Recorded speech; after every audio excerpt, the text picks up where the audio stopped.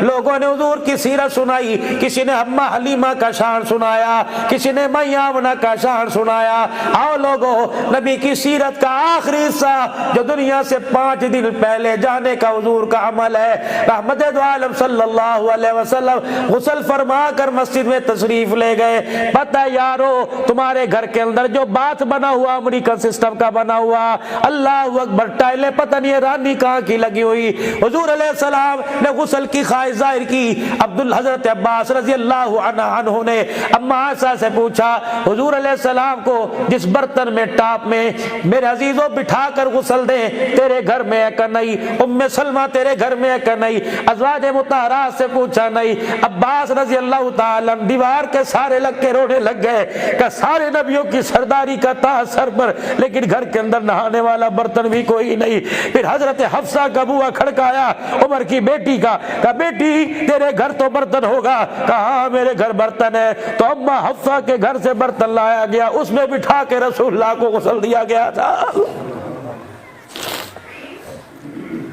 دنیا کو برتنے سے منع نہیں فرمایا، لیکن اپنی اتنی نفرت کا اظہار فرمایا کہ دھوکے باز ہے۔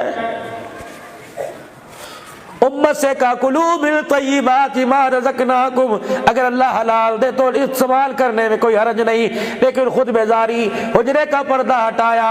ام المومنین سیدہ عائشہ فرماتی ہیں محلے دارنی نے خوبصورت پھولدار چادر بھیج دی۔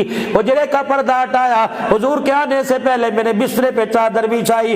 حضور علیہ السلام آئے، چولہا نہیں دیکھا، مجھے نہیں دیکھا، میرا چہرہ نہیں دیکھا، مسکرا کر نہیں دیکھا۔ اچانک بستر پہ نظر پڑی، اللہ اکبر، الٹے پاؤں گھر سے باہر نکل گئے اور پھر پردہ ہٹایا۔ فرمایا عائشہ یہ پھولدار چادر محمد کے بستر پہ کہاں سے آئی؟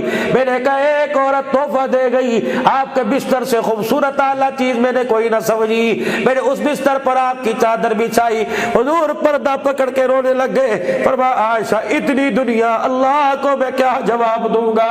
پھر فرمایا عائشہ اس پھولدار چادر سے نبیوں کا کیا واسطہ؟ میں نے کہا سونا روتا کیوں ہے؟ فرمایا اللہ کیا جب یہ پوچھ لیا گیا کہ پھولدار چادر پہ لیٹنے کا حساب دے، محمد کیا حساب دے گا؟ اما عائشہ فرماتی ہے جب تک میں نے پھولدار چادر بستر سے نہ اٹھائی، حضور نے حجرے میں قدم ہی نہیں رکھا تھا۔ اللہ فرمایا وہ چمڑے کا بستر ہوا کرتا، ایک دن میں نے آپ کے نازک بدن کو دیکھتے ہوئے دورہ بلکہ چکور کر کے بچھا دیا۔ حضور اٹھے، دورہ پھر کہرا کیا، فرمایا ایسا میرے بستر کو نہ چھیڑا کر، نرم بستر محمد کو تہجد پڑھنے کے اندر بڑا مشکل کے اندر پیدا کر دیتا ہے۔ الفقر فخری، فرماؤ لوگو میری ذات کو بھی دیکھو، میرے حال کو بھی دیکھو، اسی چیز کو اپنا کے آ جانا، میں حوض کوثر پر کھڑا تمہارا انتظار کروں گا۔ دعا کے لیے ہاتھ اٹھائے، آج کا تو پیو بھی غریب سی، میں بھی غریب ہاں، اگے بچے بھی غریب ہیں، ساڑی تک قسمت پھوٹ گئی، اور نا حضور کی دعا سن، اللہم احینی مسکینہ، اللہ میں محمد کو مسکینوں کے اندر رکھنا، رشتہ داریاں بھی غریبوں میں ہو، لینا دینا بھی غریبوں میں ہو، دسترخوان بھی غریبوں میں ہو، وَأَمِتْنِي مِسْكِينًا، اللہ موت آئے جنازہ اٹھانے والے بھی غریبی ہو، بلال جنازہ اٹھائے، ابو ذر جنازہ اٹھائے، یا اللہ جب میدان محشر میں وہاں کھڑا کرنا جا میری امت کا غریب کھڑا ہو جائے، امیروں کو دعائیں دے گیا اور غریبوں کو قیامت کی صبح تک اپنا ساتھ دینے کا وعدہ دے گیا۔